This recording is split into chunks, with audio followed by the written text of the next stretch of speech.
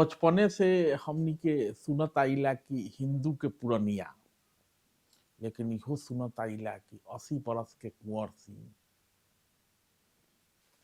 ई ठंडा में कहाँ चलनी है घर गांव छोड़ के। हम भाई जी भोजपुरिया बधार के हैं। अच्छा। आ याद रहे हाँ, कि ये बधार में का ठंडी का गर्मी जे कश्मीर में होखे उहे नु साल भर ठंडा झेले। हमनी के बधार में 4 महीना ठंडी रहेला तो 4 महीना गर्मी रहेला, 4 महीना बरखा रहेला।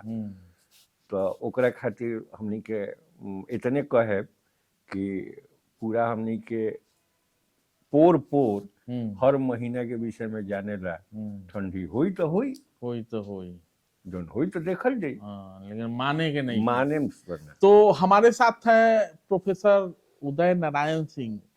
पता नहीं कॉलेज में क्या पढ़ाते थे हम लोग नहीं जानते हैं, लेकिन जब भी देखा है तो भोजपुरी के लिए कुछ न कुछ करते हुए देखा है।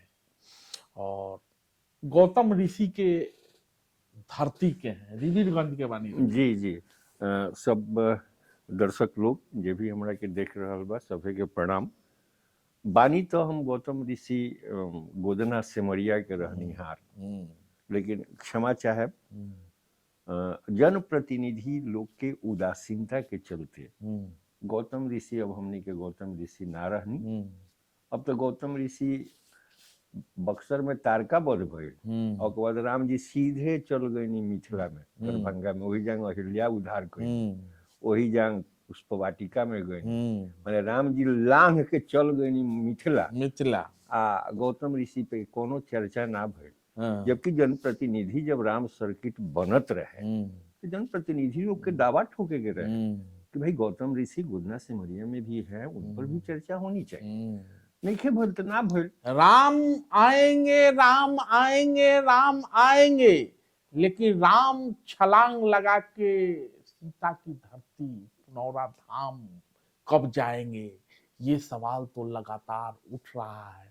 लेकिन गौतम ऋषि के धरती के लाल उदय नारायण सिंह ये पूछ रहे हैं कि पुष्पक विमान से चल गए रहन का ससुरारी, बीचों में रिवीरगंज पड़ला, ये कहल ना। रिवीरगंज तो खैर बाद के नाम हो, हमने यहाँ के नाम गोदना सेमरिया। सेमरिया मतलब श्रृंगेर बेरिया एगो नाम बा, यहाँ श्रृंगी ऋषि के आश्रम। श्रृंग ऋषि के बोलाई एगो जग कारवाई, राजा रउआ हुई है 4 ललनावाना।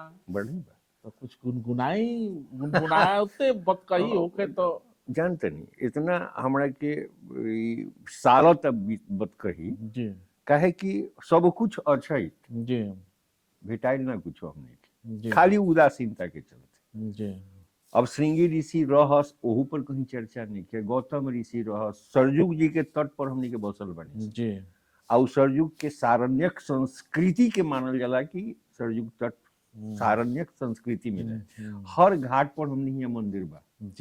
लेकिन पता ना कौन राम जी के साथे ये लोग बेईमानी कैलक कि उड़वा के सीधे मिथिला में पहुंचा दिलस। माने सोचे वाला बात बा कि अगर बक्सर से मिथिला देखल जाए तो तिरछे पड़ता।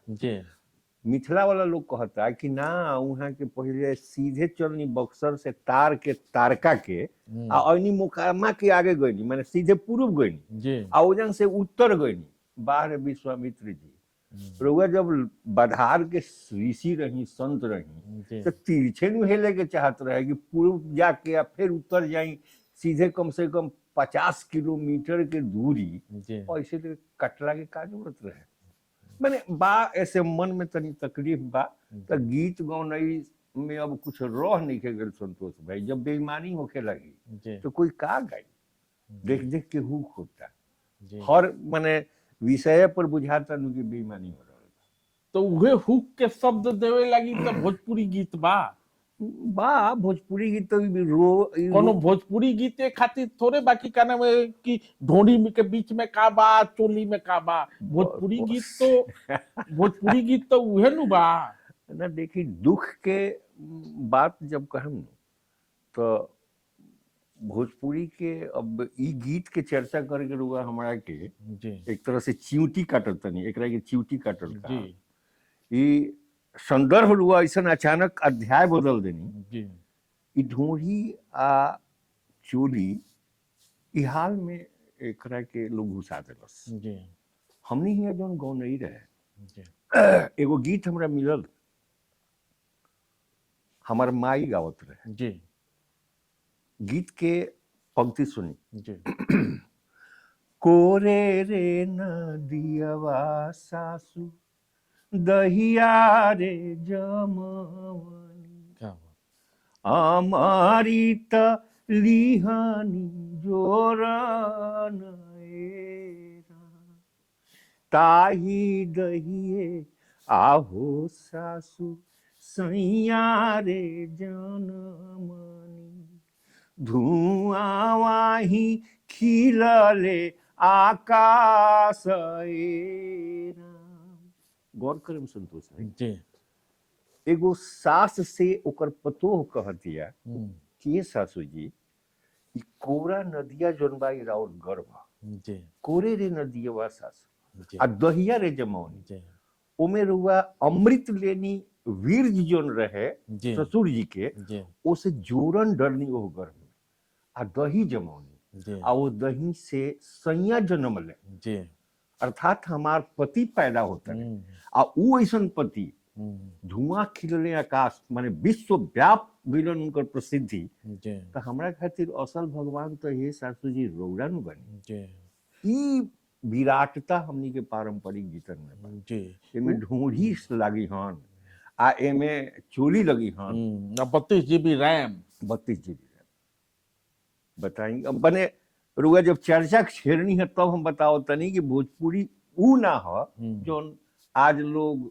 गावता भोजपुरी ऊ है जोन मॉरिशस में लोग के लिए गईल जी मॉरिशस में आज जोन गवाला तो आज के भोजपुरी ना हो वो 1847 1834 जब एजान से लोग गईल बा लेके गईल बा ओ भोजपुरी के तनी सुनी तो जी हई गीत थोड़े लोग सुनता वो जन आज भी पवन सिंह आ कौन सॉरी हम नाम बोले के चाहत नहीं हो लेकिन वो जन ये लोग की चिन्हता ना तो पवन सिंह तो बनाई नहीं रहुए नु हम मन नहीं खेसारी बनाई नहीं रहुए नु रघुवीर नारायण बनाइले रहती तो पवन सिंह ने हुई ना जॉन जॉन रहुआ नया पीढ़ी के सिखाई नहीं ना ना हमरा पर आरोप मत लगाई हम तो जिंदगी भर होश संभरनी हाँ तो विंध्यवासिनी देवी जी हमरा से कहनी कि उदय हमरा तोरा पर विश्वास बा आ डायरेक्ट रेडियो में हमरा याद बा कि 1979 में बी हाई ग्रेड हमरा मिल रहे रेडियो आ तब रेडियो ही रहे आ वहाँ के कहनी कि अंत अंत तक ते ही सही है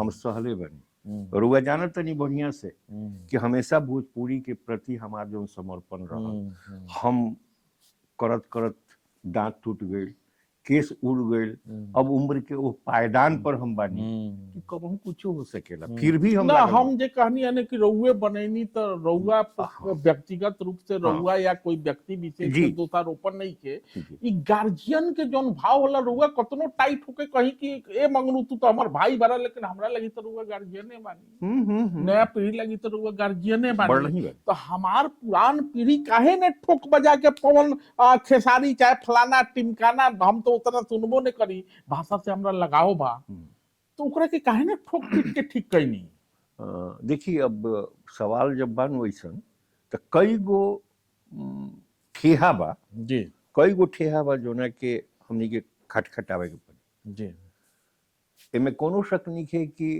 ऐसन कोनो राज्य नहीं है जहाँ बिहार के IAS IPS नहीं है जी बिहारे दिले बा ये लोग के कुछ दायित्व तो नहीं है बनत कि अपना भाषा खातिर हम कुछ करें जी अगर वो लोग कमाता आज पंजाब में प्रयोग धर्मिता खूब चलल जी और वहां से पूंजी दियाला जी एगो कलाकार 10-10 गो गीत बनवलस जी 9 गो गीत ओकर फेल हो गए 10वां गीत हिट हो गए जी वो पूंजी कहाँ से होता कलाकार के मिल रहल बा ए जंग IAS IPS के फुर्सत कहाँ बा जोना माटी में रुआ पलैनी पोसैनी जी बुरा मत माने इंटेलेक्ट के हम बात करत नहीं IAS IPS रुआ भैनी तो जौन अनबोलता मतारी भी अपना मतारी के जब पैदाइश के बाद रुआ दूध के नीखी देनी एगो होला न विधि हमनी यहाँ कि जब बबुआ दूल्हा बन के जालन तो माई अपन छाती सटावे ले कि जो बबुआ आज के बाद तोरा के हम उड़ीन कर देनी,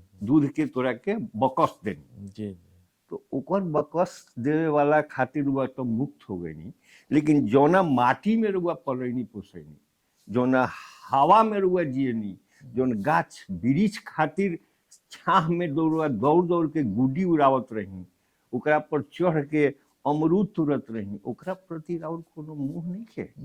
रुआ गांव खातिर का ए उदय बाबू, ई क्या नाम है कि कतनो भारी भारी भारी भरकम शब्द रुआ बतियाई आ कही, लेकिन एकनी के दावा ये बाकी भोजपुरी के भी विश्वव्यापी बना दिलन तो बते जी भी रैम और चोली के हूँ का काथी काथी ना। एकर भी एगो कारण बा।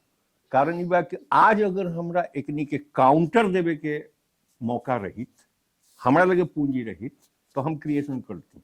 और वो पता बा कि हम कुंवर सिंह गाथा गौनी जो ना कभी तक 83 गो प्रस्तुति हो चुकल बा।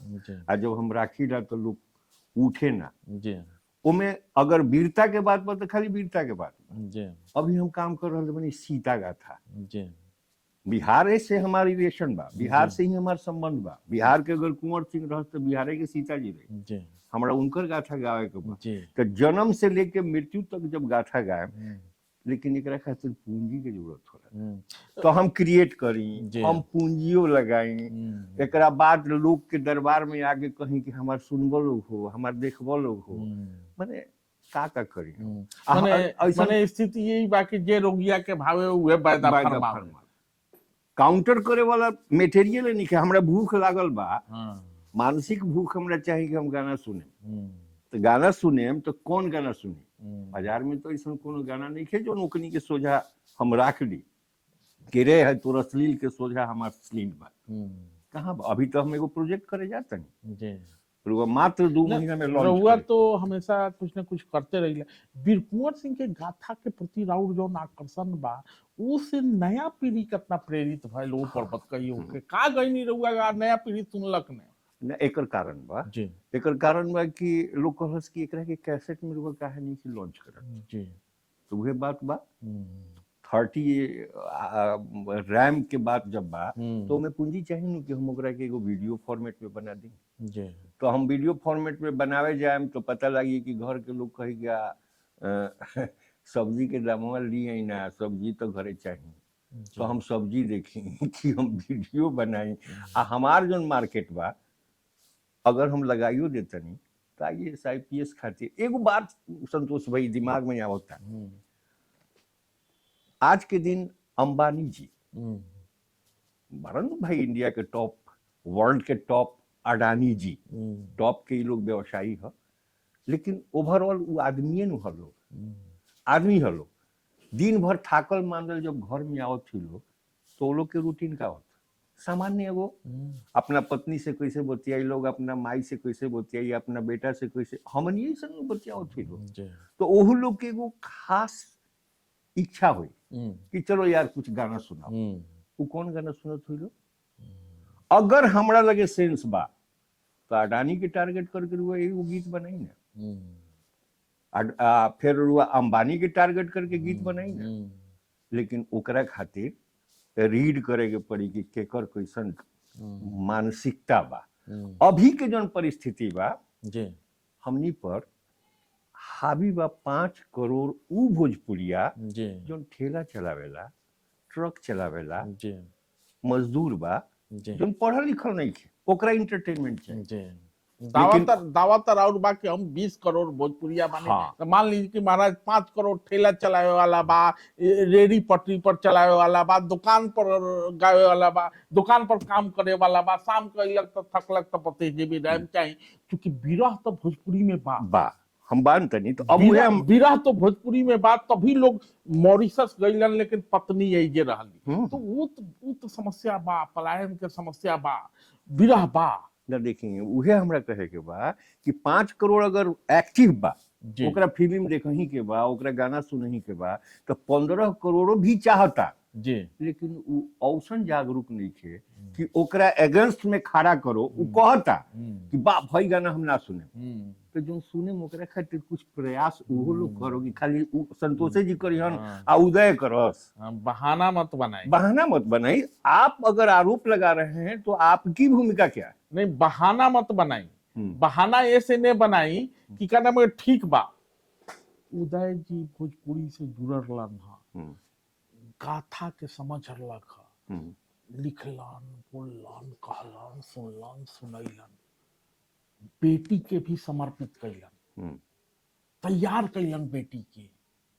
लेकिन उ साहस कतना लोग में बा कि अपन लइकवा के कहे कि ये बबुआ तोरा क्या नाम है कि भोजपुरिये में कहे के बा, भोजपुरिये में लिखे के बा, भोजपुरिये में सुने के बा। भोजपुरी ग्लोबल बगल बा।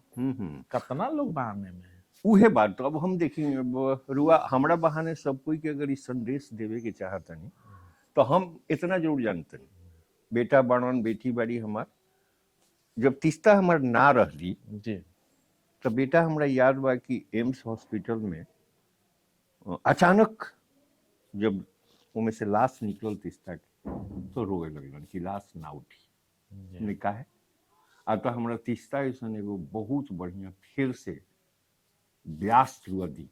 बेटा आप कैसे संभव है तीस्ता तो ना हमें ठीक बात जा तरह के जुबान देते अगला साल हम अपना बड़की बेटी जो उनकी पढ़त रहे वो हमरा से कह कि पापा हम में देखिए क्योंकि हमारा लागल रहे कि जीवन के उद्देश्य हमारे खत्म हो गए। ये जब दोनों भाई बहन एक्टिव हुए लोग तो हमारा लागल कि हमारे खानदान में हमारा खून में कहीं ना कहीं समाज, कहीं ना कहीं भाषा, कहीं ना कहीं संस्कृति के प्रति एगो समर्पण बा। उनकर ख्वाहिश भइल कि ना पापा जी हमार बड़किए बहन में तो देखी हम ओकरो के खड़ा कर देनी। लोग हाथों हाथ ले आ भाई जी एगो चीज जान ली दर्द की ही बात भोजपुरी ना करे, जोश की भी बात करे ले भोजपुरी। तभी तो 32 GB रैम चलावता। हाँ तो ओकरा के प्रस्तुत करे के अपन अपन ढंग बा। अब जैसे दर्द के बात बार हुआ मॉरिशस में लोग गए हुक के आज मॉरिशस के लोग कहेला कि गांव छूटल हमनी के दादा छोड़ के अइलन परदादा छोड़ के अइलन बाहर स्वार्थी लोग। बुरा मत मानी मॉरिशस के लोग अगर सुनत हुई तब रुआ चल गई राउर दादा चल गइलन लेकिन गइलन काहे खातिर तो सोना लिया वो जन का तो सोना के खदान रहे सब कोई की इच्छा होला। लेकिन जब गइलन तो केकरा के छोड़ के गइलन जा मेहरारू छोड़लन, बेटी छोड़लन, भाई छोड़लन, बहन छोड़लन। ऊपर एगो गीत हम लिखले रहे जी गुनगुनाई कुछ। गैला तू याद के बोझा, गैला तू याद के बोझा हम मथवा पर ढोई तूने रोआ हम एने रोई तूने रोआ हम एने रोई। माई कहती आई जेकरा के छोड़ के ओकर बेटा चल गए सोना खातिर छोड़ के गईले रे मोरे ते सोनावा। तू सोना खातिर गईले लेकिन हमार सोना तो बबुआ तू रहा। जी हम अपना याद में बबुआ कौन कौन गठरी टोई तूने रोआ हम ने रोई तूने रोआ हम ने रोई। दर्द मॉरिशस में नहीं दर्द ओघरी एहू जंग रहल हुई रह गई बात कि भोजपुरी के दरअसल ई भाव के नयका लइका ना समझ भोजपुरी का कहेला कितना विराट एक रूप बा। परंपरा के जो गीत बारन सा वो गीत के अगर अर्थ में रुआ डूबे तो भाई जी रुआ खड़ा हो तो अर्थवा समझाई के सवाल तो वो बा अर्थवा समझाई के जब अपन बेटवा के कह दे कि बेटा जो अंग्रेजी पर तो अर्थवा समझाई के तो ई तो चीज सब कोई के समझे के पड़ी। देखिए मैं अब का कहल जा सकेला अर्थ युग बा हमनी के हियाँ दुर्भाग्य बा बिहार के कि जोना क्षेत्र से बानी सा रुआ कहनी हनु कि ठंडा में रुआ काहे नहीं रुआ माने कि ठंडा में आई नहीं हमने यहाँ गेहूं जितने ठंडी पड़ी उतने गेहूं पनपी सितिया जात हुई सितियाई तो एक तरह से बरखे बुझी जितने सितियाई उतने हम यहाँ गेहूं तो ऐसे किसान झेल रहा बा बाढ़ आवता डूबैलस फसल मारे पड़ गई फिर भी ओकरा में जीवटता बा कि आई तो आई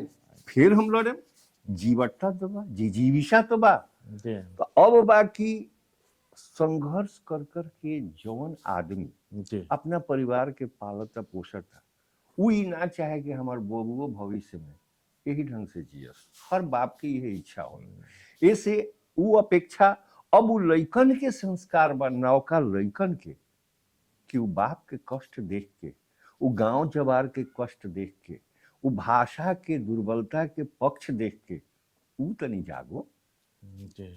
अब एगो गीत अभी हाल में हम तैयार कर रहे हैं वो संभावना बा कि 2 महीना के बाद राष्ट्रीय स्तर पर लॉन्च हुई जी वो गीत के क्या नाम है कि हमरो कहीं कहीं से चूंकि राउर जितना लोग बारन वो हमरो साथे कहीं न कहीं जुड़ल बाहन मगर हुआ तनी आज चूंकि ठंडा रखा या अंदाजा नहीं रखा कि उदय बाबू हमारा साथे आई हैं तो हम तो गमछे लेके चलीला। हाँ। तो क्या नाम है कि थोड़ा अंदाजा बा लेकिन हम अभी थोड़ा सा फिर से रिबीरगंज पर लौटल चाहतनी राम आवे वाला बारन राम कहीं गए ना तो राम आवे वाला बारन उन्हें पुनौरा धाम अलगे तरसता रिबीरगंज अलगे तरसता अलग अलग लोग अलगे तरसता खाली अयोध्या तो अयोध्या पर कुछ कहीं हमनी के तो राम आवे वाला बारन तो राम हमनी यहाँ से कहीं नहीं चिन गए। अगर बिहुला के बात सुने ना बिहुला जी एगो बिहुला हमने यहाँ लोग गाथा होला जी ओकर सुमिरन देखी रामे रामे रामे हो रामे सीता राम हो रामे रामे रामे हो राम जी सीता राम हो राम ई बिहुला के ओहरी राम जी हमरे लगे रहस आजो राम जी हमरे लगे बा लोकगीत भोजपुरी के लोकगीतन में राम सुबह से शाम तक पराती हमार दादी गावत रहे जी सवेरे उठिल ना सखी राम जी के नाम हो सवेरे उठिल ना सखी राम जी के नाम हनुमान जी के नाम हो सवेरे ई पराती है राम जी ओहू घड़ी रहस राम जी आजो बारन जी। अब राम जी के बात करी हमरा यहाँ रउआ सभन के समय ई गावल जात होकी लेकिन हमनी के जब तनी मुनी बड़ होके लगने तो जोन गीत गौनई गावे वाला लोग रहे उ लोग गइल अरे राम के नाम दुआरा पर लिखी द सीता नाम अंगनवा रे मनावा कौनो बहावा बा हाय देखी हमने यहाँ फगुआ तरुआ सुनीला जी भोजपुरी के 2 मर्द छाप गायकी होला जोना में मर्दे गावेला जी एगो है फगुआ एगो है चैत जी चैता के हमने यहाँ खाटी अगर कहल जाए तो घाटो कहल जाए घाटो में सुनने जानते नहीं कैसे होला जी ए रामा होता भीनु सारावाए राम होता भीनु सारावा शिवजी जगावे राम उठ अभी घाटो हो चैता जी लेकिन एहू में राम जी बड़ा जी फगुआ में हमने यहाँ के रामे जी के जब अयोध्या में मनेला नु फगुआ तो हमनी यहाँ सीता जी छटपटाली की कैसे राम जी के रगड़े माफ करी लमर जी बात कितना हम सुनाई हमनी के लोक में आज भी राम बारन और भोजपुरी में आज भी राम बारन और रही है ठीक बा अयोध्या में वहाँ के आवतनी रामे जी हैं हम स्वागत बा काहे कि राम तो हमनी का अस्तित्व हमन राम तो हमनी का अस्मिता हमन सांस्कृतिक जागरण हो रहा बा बहुत बड़हन बहुत बड़ा अरे दशरथ साजे बरिया तरे लाला। हाँ फगुआ के बाद हाँ हाँ, दशरथ साजे बढ़िया वाह, ई फगुआ है। माने कहाँ नहीं खन राम जी, छोड़ी ना जी, राम जी के अगर शब्द में लिखल जाए, भाव में लिखल जाए, तो कुछ हो जाला। अगर हुआ घृणास्पद बहुत हुई तो राम राम, इनमें राम नहीं खन, हरि राम होई बात। आश्चर्य जहाँ विस्मित बोध बा, उनमें राम जी के चर्चा बा। अगर उड़ा खराब कर देनी, बहुत घृणास्पद बा, राम राम राम राम, छी छी छी छी छी, छोड़ी कुछ ना, माने राम के ऋण से हमनी के ऋण ना हो सकी। सर भोजपुरी जो राम के ढोले बा भाई जी, होई अलग भाषा में, अलग क्षेत्रीय, हम नहीं की कहत कि और क्षेत्र के भाषा में राम नहीं खन, चूंकि हमनी के वो करा के पढ़ले नहीं की, लेकिन हमनी के जो पढ़ले बानी सो में राम कण कण में बाड़न, रोआ रोआ में बाड़न। आ राम के बिना जे हमना राम के वो हमरा कौन काम के, ई तो मुहावरा हमनी, जे ना हमरा राम के वो हमरा कौन काम के। तो जनप्रतिनिधियों लोग के हम कहते नहीं कि जे ना हमरा राम के वो फिर हमरा कौन काम के। लेकिन राम मतलब खाली अयोध्या वाला राम ने ना, ये नु राउर कहे के मन, राम आदर्श वर्णन, राम के एगो कॉन्सेप्ट बा, और वो कॉन्सेप्ट के अगर हमने के एडॉप्ट माने अपना भीतर धारण कर ली तो बहुत व्यापक दृष्टि बा। राम सहज शब्द नहीं थे, राम राम हमन जो ना के एगो परिधि में नहीं के बांधल जा सकत। अगर राम बने के बाद तो बाबूजी के प्रति हमारे एगो कर्तव्य बा। राम बने के बाद तो लौकुश अगर चल गए अयोध्या में अपन गाथा गावतन, तो एगो बाप के जो नैतिक दायित्व बा, बाप के बेटा के प्रति, भाई के प्रति, बहिन के प्रति, माई या भौजाई के प्रति, ये सब राम के चरित्र में उद्घाटित होला। आ उद्घाटन आज भी भोजपुरी ढोवेला। कुछ होई बाबूजी, ये जो शब्द बनो हम नहीं है, उस शब्द के जितना स्वरान माने स्वर के आघात बा, माई रे बाबूजी, यह शब्द के तासीर शायद पापा में ना भेटे, डैड में ना भेटे, तो आज भी भोजपुरी है। लेकिन बेटवा के बेटा के रहुआ, बेटा तक तो सीमित बा, बेटवा के बेटा के रहुआ ये सिखावता कि डैड बोलो, तो हम नहीं सिखाओ। हाँ। मतारी पर निर्भर कर दो। हाँ। हमरे मेहरारू, हमरे मेहरारू अपना बाबूजी के बाबूजी कहली, लेकिन अली तो कहली कि बबुआ भूल के डैडे कहवा, पापा जी कहली। मैं पापा जी कौन, माने पापा हो गई तो, लेकिन वो में पापा जी के का मतलब है, तो रेस्पेक्ट बा, बट पापा चूंकि लोग कहेला, तो हम ओकरा के हम कैसे विरोध करी। हमरा में बाबूजी बसल बा, आ मेहरारू में पापा जी बस गए, अंतर था।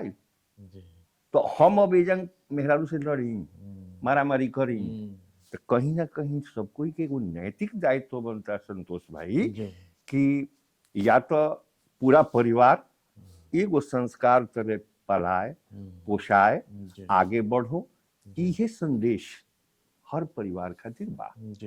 हम एगो एमे छोट सवाल उठावता नहीं, आखिर लोग डैड की ओर, पापा जी की ओर, अंग्रेजी शिक्षा की ओर, पब्लिक स्कूल की ओर जी जाता, भोजपुरी कहीं पिछड़ गए बा का? ये अच्छा सवाल। देखिए एकरा के माने थोड़ा सा व्यापक रूप से देखे के पड़े। आधुनिक जो युग बा वो बहुत फास्ट युग बा, बहुत तेज गति से भाग रहा। अर्थ युग बा, अर्थ युग में अगर भोजपुरी एगो ऐसा लैंग्वेज बा, भाषा बा, बगले में मैथिली राउर संविधान के 8वां सूची में शामिल हो गए, भोजपुरी नाम। अगर भोजपुरी के बदले आज मैथिली रुआ बोली आ ओसे रुआ डिग्री ली, तो रुआ नौकरी मिल जाए, भोजपुरी में करम तो ना मिले। तो अब औसन परिस्थिति में मैथिली सीखला से तो अच्छा बा कि अंग्रेजी सिखाई हम अपना बेटा के, कि उसे नौकरी तो मिल जाए, वो भाषा के तो प्रतिनिधित्व तो करी। तो रुआ मैथिली जैसा आंचलिक भाषा के मान्यता दे देनी, भोजपुरी के ना देनी। अब भोजपुरी के ना देनी, भाषा बानी कहाँ, रउआ पर तो आरोप बा कि रउआ बोली बानी, रउआ पास ने व्याकरण बा, तो मैथिली का रहे, ने संदर्भ बा, मैथिली का रहे, अब कुछ तो हुई, कुछ ना हुई। देखिए तार्किक बात कही हो, कुछ तो हुई जौना के बल पर ओकरा मिल गया, रउआ ने ना, मिलल, जबकि रउआ संख्या बल में ज्यादा बानी। हमनिए बेरा बोली हो गई। दावा करे के होखला तो रउआ एकदम मोतिहारी से लेके चल जाइला बनारस आवत तक। सही बात बा। हम उहे कहते नहीं कि हमरा मने आप करें तो चमत्कार, हम करें तो बलात्कार। रउरा बोलिए हैं, हर क्षेत्र के, चाहे वो बंगला होको, चाहे तमिल होके, चाहे कन्नड़ होके, वो एगो क्षेत्र के प्रतिनिधित्व करें। आज वो भाषा हो गई, हम बोली रह गई, हमरे से तू मने झमकावे लगल जी, आ हमरा बेरा फटही लुगा दे के कहत रहे कि ना ते हमरा लायक नहीं किस। ये कैसे हुई? दिल्ली में बिचवा में हम रुआ जहाँ बैठल बनी, ये इलाका के विधायक कौन संजीव झा, जब लोग चुनले हो कि तो ये सोच के नहीं चुनले हो कि मैथिल बारन का बारन बिहारी सोच के लोग चुनले हो, चूंकि इलाका में बिहारी लोग की संख्या ज्यादा बा।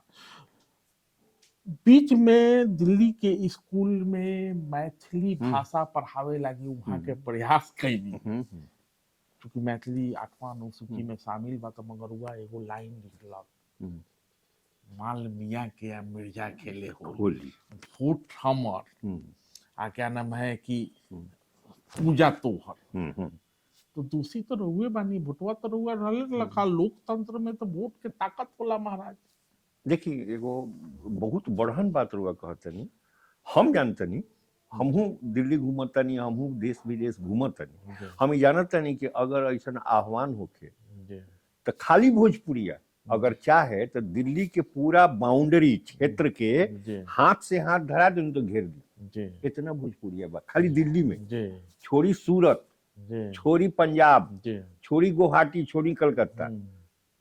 दुर्भाग्य बा हमनी के बिहार के कि अब की बार बहालियो होता न तो एक बिहार के लड़का एजंग आके ठेला चलावता, आ यूपी के लड़का हमरा यहाँ जाके नौकरी करता। जी नीतीश कुमार सबके हैं, तो सबके हैं, सबके हैं नहीं, ये इसीलिए ना हमारे आम आदमी भभके हैं। अब की बार सवाल तो जाना था, जापान पहुंच गए, चीन समझ गए ना, तो हमनी के जापान से चल के कहीं चीन ने पहुंच जाई, हमनी के भोजपुरिये में रहता नहीं। रउआ महाराज भोजपुरिया तो करता नहीं, लेकिन आरा जिला वाला कहलन सा कि हमारा अलग भोजपुरी है, बलिया के लोग कहला कि ना हम ही असली भोजपुरी, मोतिहारी वाला, चंपारण वाला लोग कहला कि हम ही असली, बनारस के साइड के गोरखपुर देवरिया कहला कि हम ही असली। तो असली कौन, यो तरह लड़ाई बा महाराज। सही बात कहनी। आ देखी ए लोग के काट करे खातिर जी, लोग के काटी मत, लोग के जोड़ी, लोग ये कटले कटला में नो भोजपुरी कटा गए ना। वो शब्द के रुआ थोड़ा सा विराट रूप दृष्टि से देखी जी, ऐसा लोग के जवाब देवे खातिर, हाँ ऐसा लोग के जोड़े खातिर, ना जवाब देवे खातिर कि तू भ्रम में बढ़ जी, आ समझ के हम का कहे के चाहते जी। अभी एगो गीत हम तैयार करते जी, दर्शक रूड़ा लोग इनका आशीर्वाद मिलो हमरा।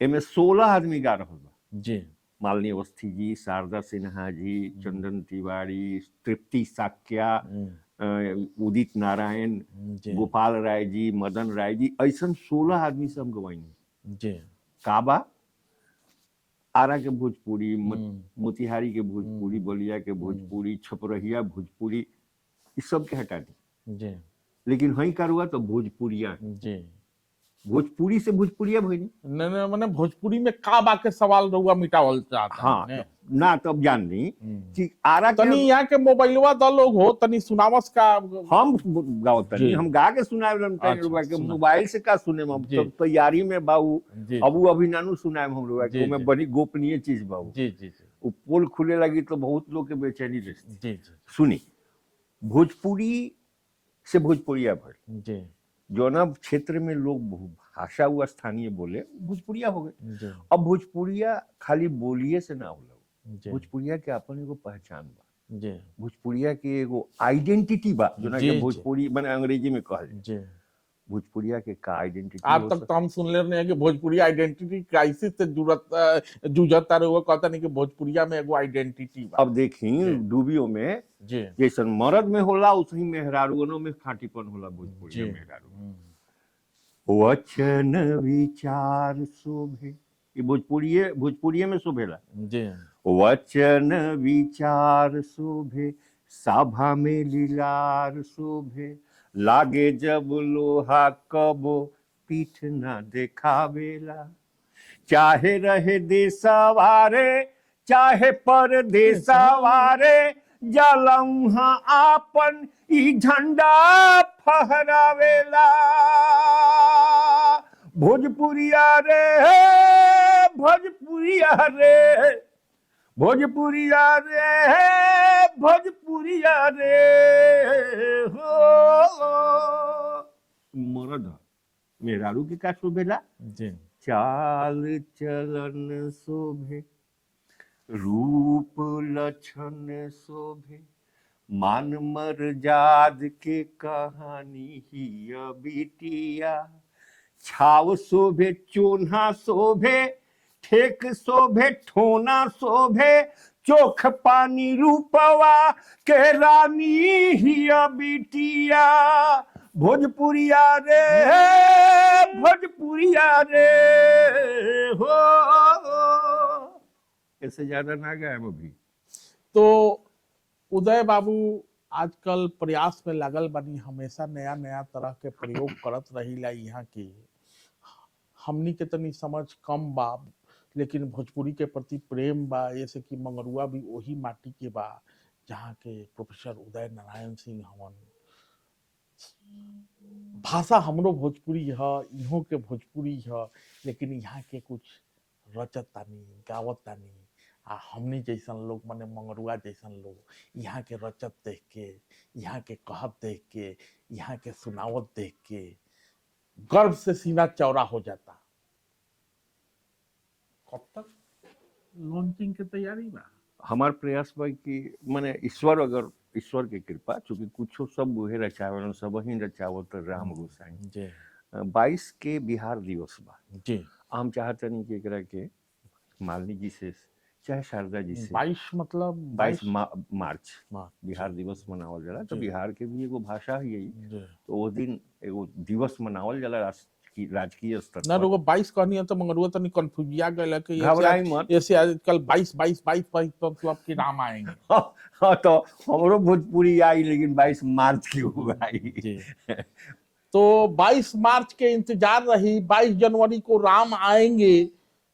राम सबके हैं, राम मंगरुआ के भी है, राम प्रोफेसर उदय नारायण सिंह के भी हैं, राम अयोध्या के भी है, राम रिवीरगंज के भी है, राम सिमरिया के भी है, राम पुनौरा धाम के भी है। सब जगह सर्वत्र राममय हो जाए, यही मंगरुआ की कामना है। आपकी भी कामना रही होगी। उदय बाबू से फिर अलग अलग एंगल पर बात हुई, लेकिन अभी तो अब भोजपुरिया रे भोजपुरिया रे भाई जी। सब कोई के प्रणाम।